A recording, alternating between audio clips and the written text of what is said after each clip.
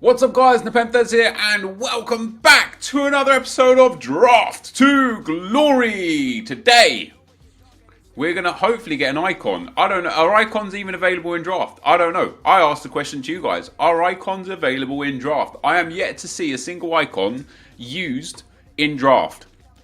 So the answer is probably no, icons aren't available in Draft. I'm going to go for the 4-4-2 holding. I quite enjoyed the 4-4-2 again this year.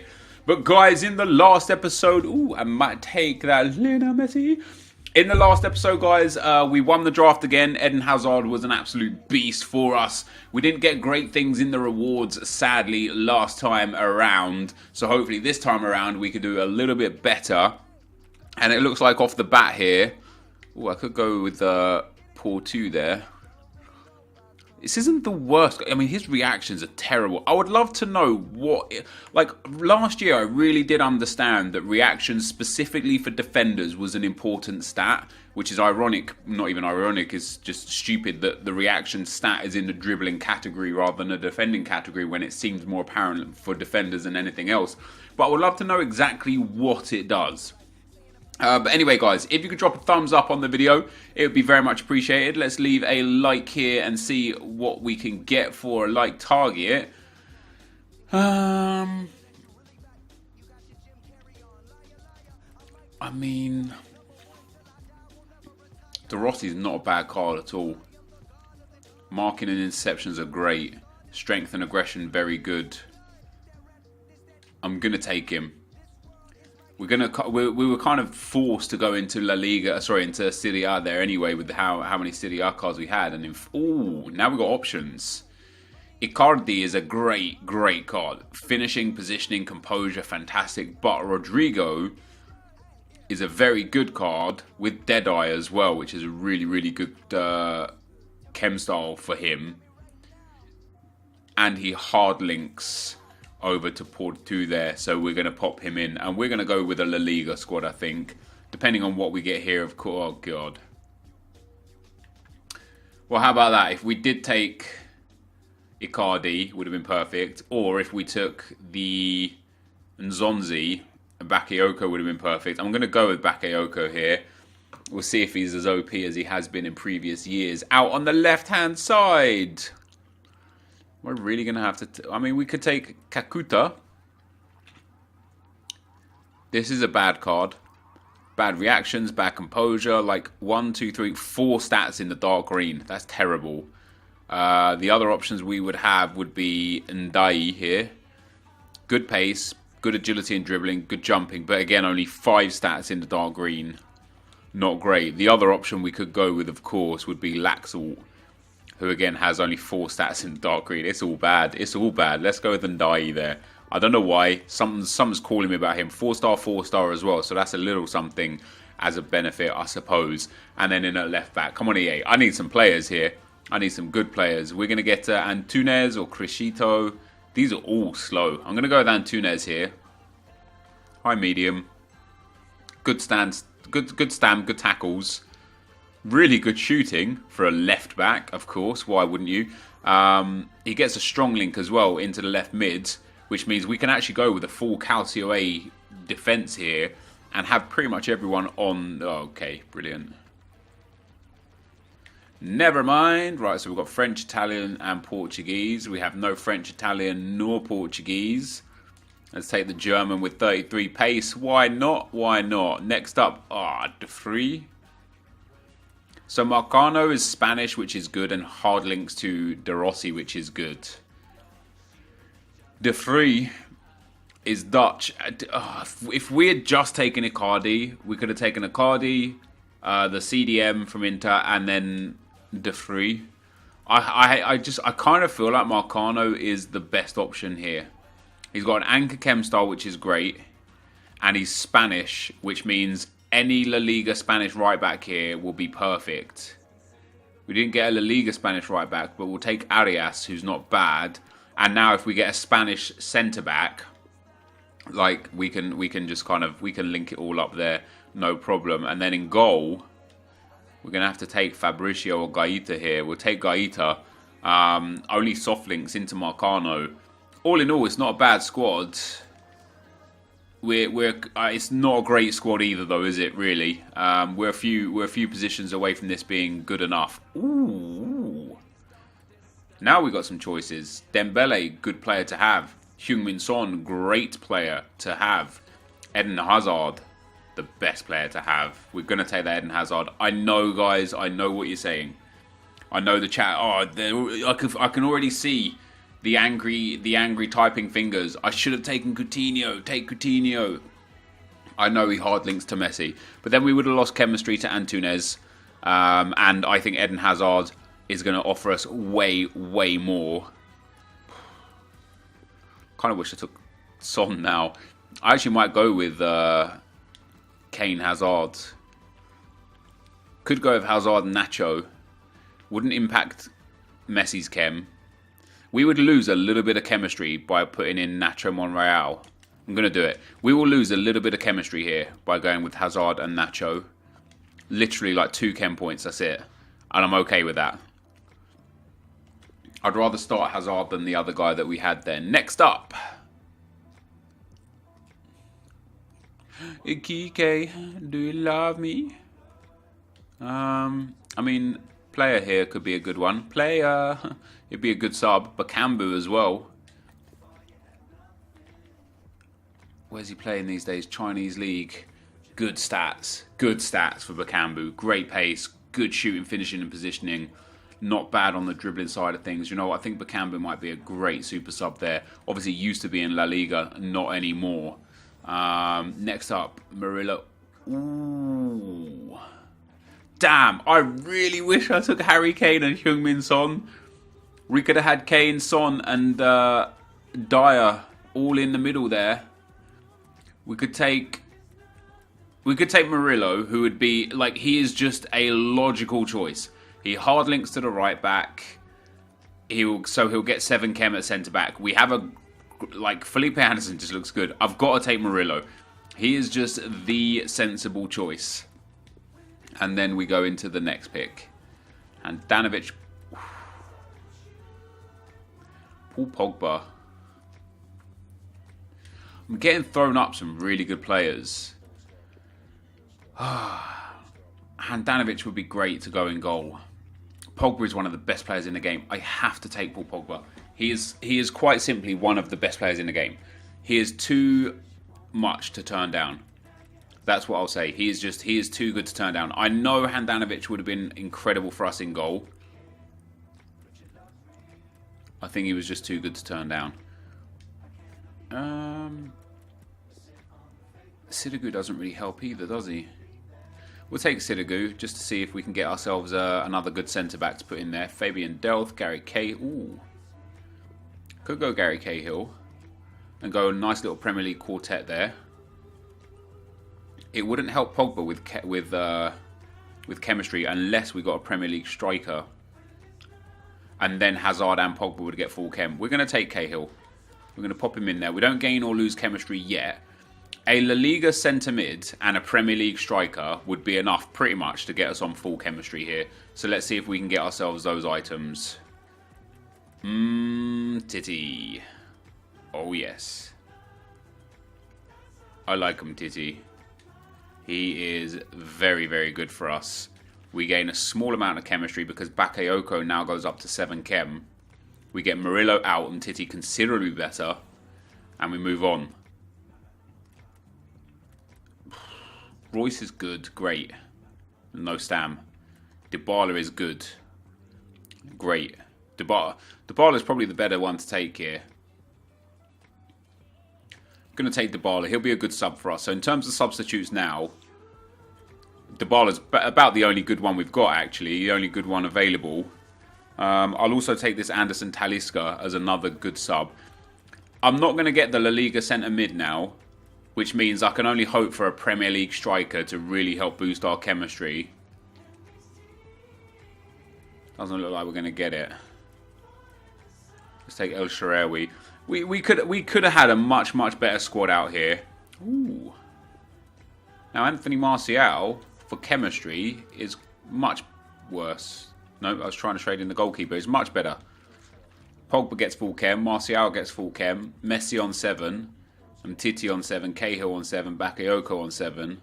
We got a fair few 7 chems there, but we have got some very good subs now. Dybala, Talisca, and Eden Hazard as super subs. I don't mind that at all. This Anderson Talisca card coming on instead of Bakayoko as well. He, obviously, as a CDM, he's not really going to work very well. But generally speaking, that's a very good card. If only I had if I had taken Harry Kane and Heung-min Son, we would have been so much better off than we are currently. But I think this team is alright. It's not the greatest in terms of chemistry. We can get up to 96 chem there, 96 chem there, 93, 93, and probably 93 here as well, 92. Okay, so we're going to take Nuno, the manager. I'm happy with this squad. I feel like we've got a good setup here. Hopefully we can go and get some wins under our belt. Hopefully we can win our 4th draft in a row. Let's get into the action. Okay guys, as we get into the gameplay, the first opponent we come up against has got a 185 La Liga team. Some nice players in there, of course, with Sergio Ramos and Rodrigo. Not a full La Liga team, obviously, with Rafael up top as well. But generally, like, just quite a weak team. A lot of common gold cards. This looks like somebody's starter pack team in FUT rather than a draft team. I can't imagine that he didn't get anyone better than he's currently got. However, that didn't stop me from banging in a good finish there from Anthony Martial. And I tell you what, I was impressed with Martial. I know last year he was a massive, massive player in the game due to his 4-star, his height, his work rates, his physicals, his cool dribbling and stuff. But the star of the show for today, as you could probably tell by the thumbnail and the title, was that man on the screen right there, Lionel Messi. I have never, in all my years of FIFA, experienced someone that could finish every single shot from the top of the box like Messi. Now we know full well the finesse shots, the specifically the top of the box, tie and finesse shots are very overpowered this year. Messi hit some shots that it's just crazy. It was just crazy. Like, do I think he's the best striker in FIFA or the best forward in FIFA or the best attacker in FIFA? It's possible this year. Obviously he has a 4-star. What Ronaldo has had in previous years is Ronaldo has had the physical factor that has outdone Messi. Look at this for a finish though. What a strike that is. What Messi has this year is the nimble high agility that allows him to turn into the space quicker than someone like Ronaldo or Bale can and score that finesse shot. And I think the only player that might rival Messi this year is Neymar. And it feels good that for the first time in a long time, EA have got it so that the shorter, nimble players can have long-term effects on the game for the whole year. Like I say, last year, the year before, it's always Ronaldo, Aubameyang in previous years, and to a degree, this year, Aubameyang is again an absolute beast. Gareth Bale has always been really effective. It's always been the tall, strong guys that have 4-star skill moves like Anthony Martial, etc. Marcus Rashford last year was another one. This year, I think a lot of pros are prioritising Neymar over Ronaldo in their squads, and that says a lot. I also think that we might see a lot more Messis as well, because he could just do things like this. Look at that, he just turns into the space and boom. I didn't even time that finesse shot correctly. I got that one late and it still went into the back of the net. I know that was Dybala. It's more about the point of it being the small, nimble guy instead of the guy that is the big, bulky guy. Another player this year that I've had more fun with than anyone else is Eden Hazard. Eden Hazard has been a great... And look at this from Messi. On the sixpence, man. He just turns on the ball, rifles that one home to make it 2-1 to me, and then eventually became 3-1. I think it was Eden Hazard. And look at that again, another finesse shot from the top of the box. But it all leads back to why am I calling Messi the best attacker in FIFA or the best attacker in FUT? It is just the way he plays the game. He's quick, he's agile, he's 4-star. He can shoot from anywhere, I mean anywhere, and score goals. And I don't although strength has some relevancy in FIFA, as it always has done, because pace is even less relevant than ever before. Messi's no slouch either. Let's not pretend like Messi is slow or anything, but he's never been as fast as Ronaldo with the chem style, or as fast as Bale with the chem style. Messi without a chem style is just magnificent. And you can feel when you're playing the game, the way he controls the ball, the way he touches the ball, the way he passes the ball, the way he runs on the ball. He is definitely a very strong player this year. And it's really weird because I don't necessarily think the meta this year is any one thing. And look at that, another prime example of a Messi finesse from the top of the box. I don't think there's one example of the meta this year, because I think you can use target men strikers. I think even players like Olivier Giroud and even Arnautovic, I think they have a place in the game this year. I think you can adopt and adapt your play style to any manner to work for you, and I love that. I think EA have hit the nail on the head with that this year, that it doesn't matter if you're using a guy like Ibrahimovic because he will score lots of goals for you, or if you use a guy like Aubameyang because he's fast, he'll still score lots of goals for you.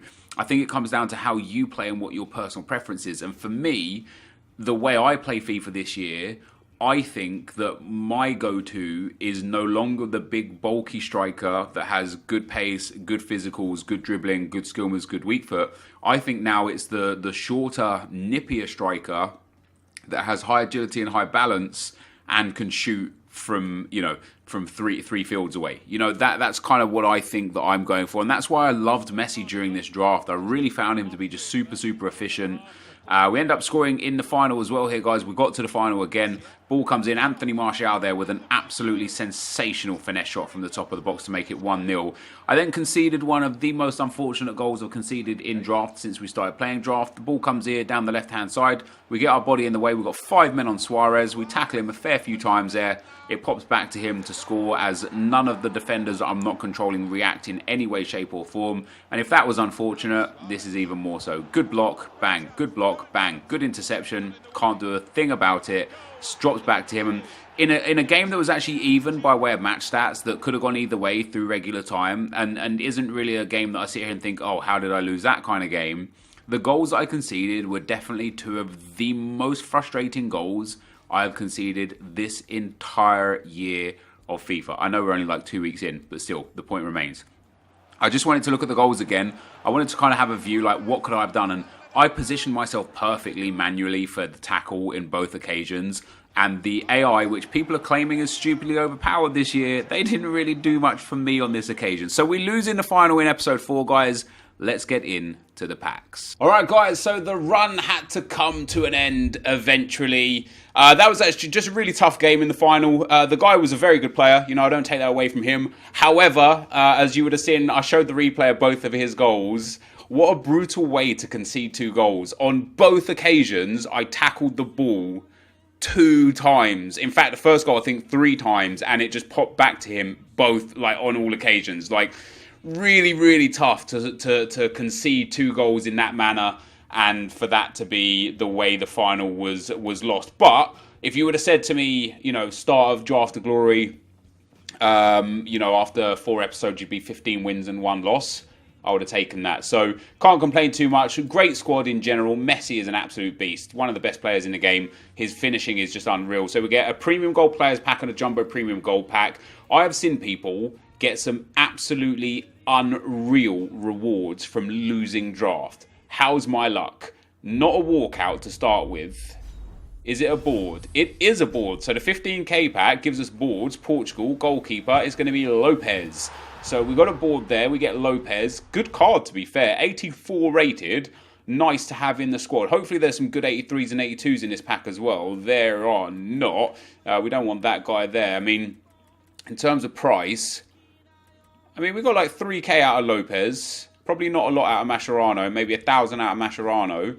Daniel Carrico is well over 1,000 now because of marquee matchups, I believe. So we're going to sell him on straight away just to get a nice chunk back from him. Ortiz there, like bottom prices. Benassi could be worth a bit as well just because of marquee matchups. Maybe 1,000, less than 1,000. I'll hold on to him. Lapadula as well, less than 1,000. And then Leka there. also less than 1,000. So, you know, we got like six or 7,000 coins out of this this pack. Centre forwards camp, is that one of the expensive ones as well? Yeah, not bad. 2,000 coins out of that as well. And then Catalyst as well, which is well over 1,000 coins. So we actually made a really good amount of profit, or a really good amount of coins from this pack. We'll probably make profit overall now with the Premium Gold Players pack, which is good. That's all we want out of Draft the Glory, is to make profit every episode or just in general. We then have a Premium Gold Players pack. How's our luck on this one? No walkout. Do we get back-to-back boards? No, we don't. So it's going to be Argentinian left wing is Perotti. So not the greatest. That's tough, man. Like I say, you know, obviously I love to win the draft every time. I want to do my best for you guys. Is he 2K? No, not really. And it is tough to take when you lose the game in that fashion. What have we got for Emerson? I mean, yeah, we made enough coins here to the point where we have made profit. 100% profit as well. Not even just, oh, we just made profit. Like we're probably like 5 or 10k profit minimum off of this draft, which is fine. This though, guys, is going to be the end of the video. If you did enjoy it, be sure to leave a like, rating, comment, and subscribe to my channel if you haven't already. But for now, guys, I'm out. Peace.